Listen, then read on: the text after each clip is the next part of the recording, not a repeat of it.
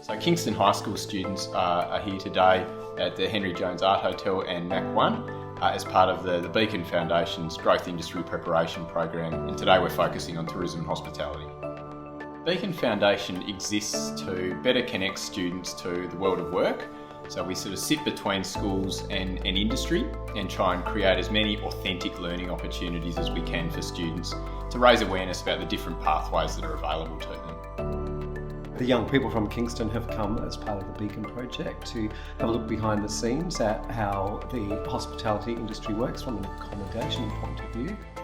It's quite wide and it's quite varied, and we sort of, you can see there's people in the group who sort of, these little lights are coming on and they're seeing that it's much broader than they might have thought. So it's just sort of, to winkle that out of interested people a bit more and create new people for the industry.